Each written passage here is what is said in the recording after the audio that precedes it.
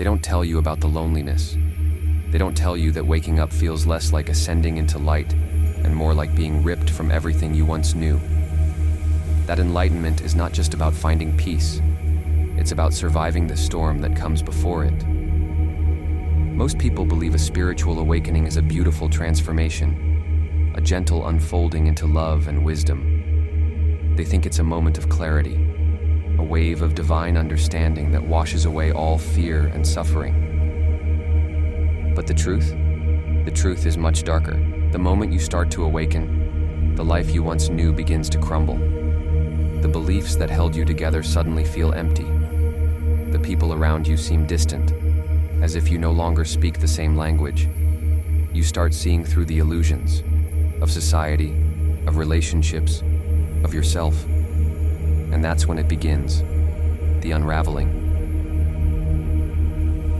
At first it's subtle. You notice the small lies, the ones you used to tell yourself to feel safe. You realize that the things you once cared about, the ambitions, the validation, the endless search for approval, were never really yours. They were programmed into you, given to you by parents, by teachers, by a world that thrives on keeping you asleep. And then it gets worse. Because once you see the illusion, you can't unsee it. The mask you wore for so long starts to crack, and underneath it, something raw and unfamiliar emerges. This is the part of you that was buried beneath years of conditioning. The part of you that was told to be quiet, to fit in, to obey. Now, it refuses to stay silent. But as you shed this false self, you don't immediately feel free. You feel lost. You feel like a stranger in your own skin. And that's where the real suffering begins. There comes a point in every awakening where the light disappears. The blissful synchronicities fade, and you are left alone with your thoughts, your fears, your deepest wounds. This is what the mystics call the dark night of the soul, a period where everything you thought you were dies, and in its place, there is only emptiness. You will question everything. You will feel abandoned by people, by the universe, even by yourself. You may beg to go back, to return to the ignorance that once felt like comfort. But once you wake up, there is no going back. The door has closed behind you. The only way out is through. And it is in this darkness that you will meet the parts of yourself you've been running from. The fears you buried, the wounds you ignored, the truths you didn't want to face. Most people never make it past this stage. They get stuck in the suffering, in the void, not realizing that this is not the end. It is the rebirth. One of the hardest parts of awakening is realizing how much of your old life no longer fits. The relationships built on illusion start to fade. The career that once gave you purpose feels meaningless. The conversations that once excited you now feel empty. You begin to detach, not because you want to, but because you have no choice. And here's the painful truth. Not everyone will come with you. People will call you different. Some will say you've changed, that you're no longer fun, no longer the person they once knew. And in a way, they're right. You are no longer the same. You have seen beyond the illusion, and once you do, small talk, toxic patterns, and mindless distractions no longer satisfy you. But this loneliness is not a punishment. It is a purification, a clearing of all that is not real, so that what is real can finally enter.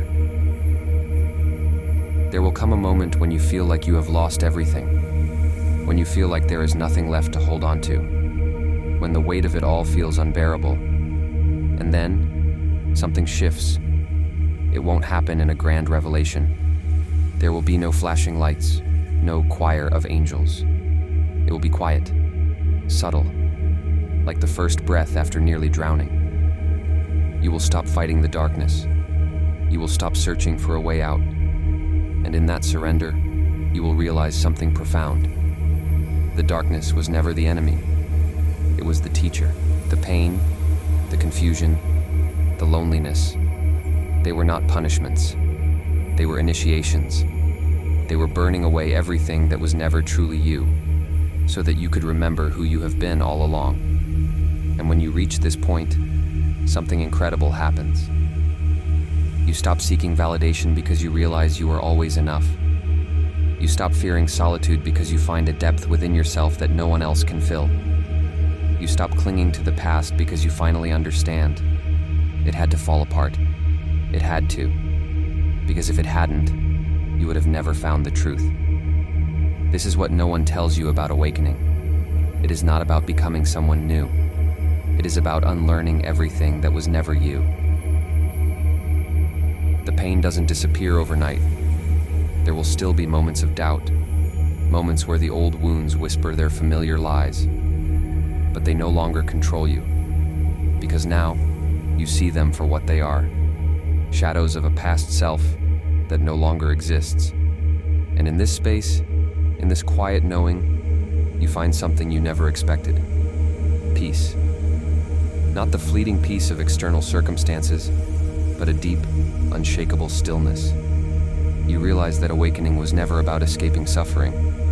It was about transforming it, about seeing that even in the darkest moments, you were never truly alone. Because the truth is, the universe was never trying to break you. It was trying to set you free. So tell me, now that you know what lies on the other side of awakening, would you still choose to wake up? Or would you rather stay asleep, clinging to an illusion that was never real? The choice has always been yours.